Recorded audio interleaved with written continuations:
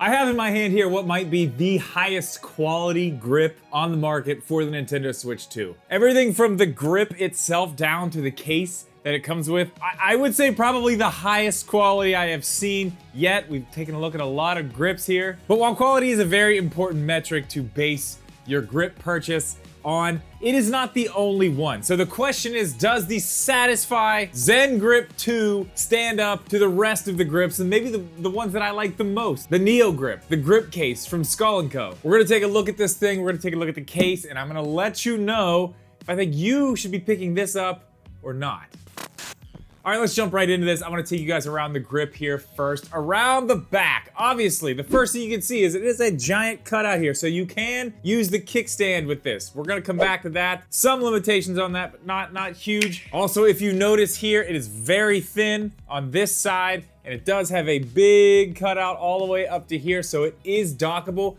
I can tell you that it is probably one of the most dock-friendly grips I have used thus far for the Nintendo Switch 2. It fits in perfectly, zero issues whatsoever. There's no bulge, no nothing, so you don't have to worry about that. If you're not familiar with what Satisfye does, they make their grips a little bit offset. I'll have some better shots you can see here, but this side over here actually kicks your thumb out a little bit more, so it kind of rests on the stick a little bit better. It helps you get a better grip. It's a little more ergonomic. Some people like that.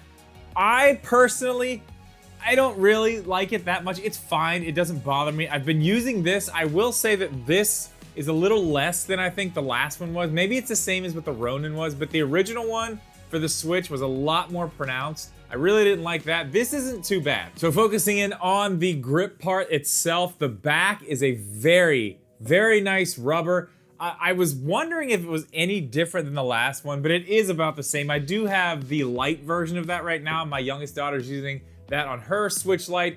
It is about the same rubber. This is just newer, which makes it feel nicer, which is great. Speaking of rubber, it does have these little rubber dots that let it sit up off of the grip. So it's got those on the sides too. You look in here, all this red right here, that is what grabs your Switch. Those are like little rubber U-shaped clamps almost that kind of sit down in there. You just kind of push your Switch in. I'll show you how this works. You put it in there, you take it by the top, and just push it down in. It fits in there really nicely. It goes in snug, and obviously, this thing is not coming out. It's in there really well. They've never had a problem with anything like that with these grips. They've always been very good about that. And it does also have a couple little feet here, so you can stand it up. Let's go back to the kickstand though. There is a small issue with the kickstand. You don't get much of an angle. You basically have to start with it there. I mean, you can kind of go to there, but once you get to a certain point, it just wants to fall over. So you are losing some of your kickstand with this. Not a ton, not all of it. You're still gonna have some. So if you're somebody who likes to use your kickstand a lot in a certain position, this is probably it. This is probably gonna be the best you're gonna do right here. But again, you've got the feet, so if you want it straight up and down for some reason, you've got that option too. Now also on the back here, it does have two little slots that you can put game cartridges in. Again, I don't need that. I'm all digital. They're okay. They're fine. I don't know how they work with the game cartridges themselves. They do have this little bit of an extra piece right here that kind of bubbles up underneath of it. So in the last one, I know my fingers would be like messing with those a lot, and it kind of bothered me. This one, it doesn't seem to bother me as much. These grips are really big. I don't quite know if they're bigger than the OLED version of this grip, but compared to anything that comes with the Skull & Co. or Savage Raven stuff, the Neo Grip, stuff like that, even the biggest ones, these are much bigger than that. So if you're looking for something that's bigger,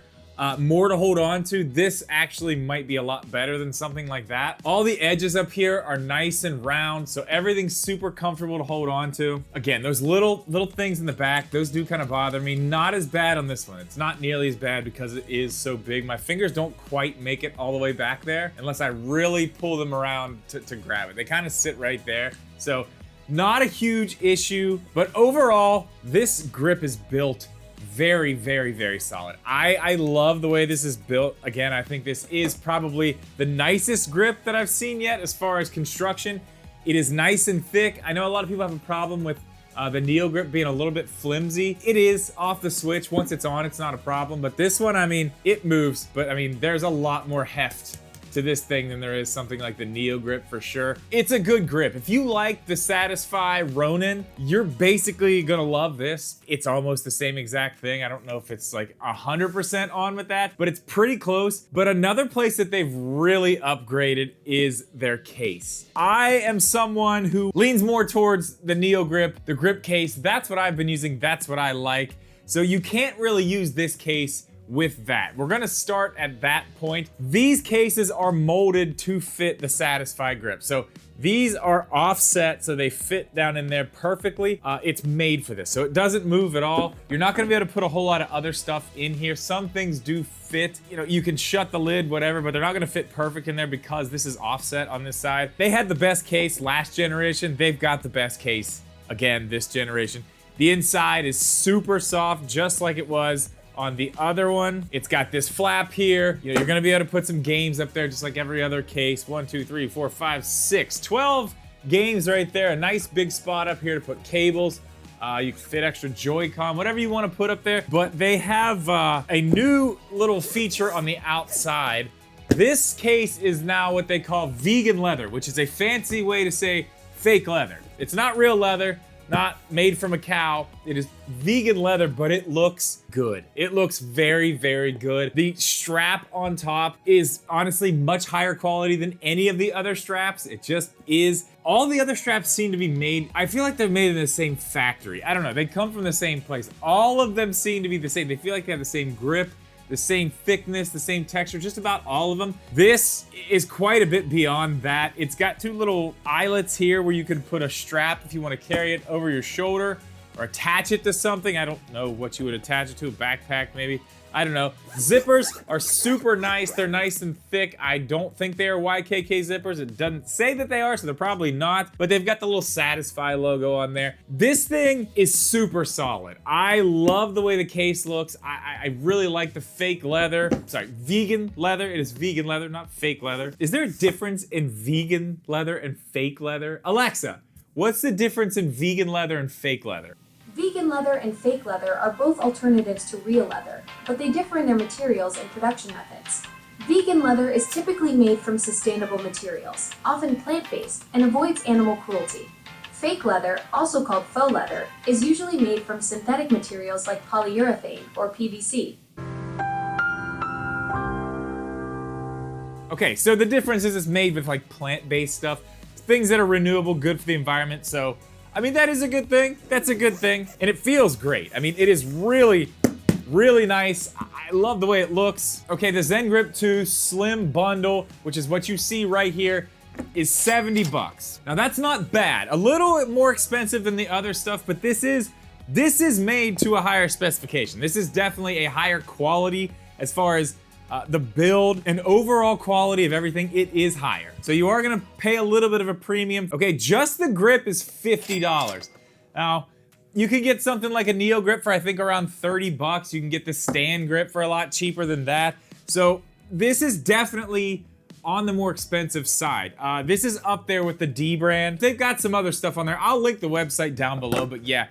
I think if you're somebody who has liked Satisfye stuff in the past, this is gonna be right up your alley. It is everything they've done before, just slightly better. I think the case is very nice. The grip itself, just as nice as the old one, if not nicer. So if you're interested in this, there'll be a link down below. Definitely check it out. It's a good one. For me, it's not something I'm gonna be using. I think it's great, just not for me. If you've got any other questions about this or any of the other grips that are probably on screen right now, let me know down in the comments. Check out one of these videos. Keep watching some videos. Watch more grip videos. That is gonna do it for this one. As always, thank you so much for watching this video. Please leave a like. Make sure you are subscribed. We'll see you in the next one.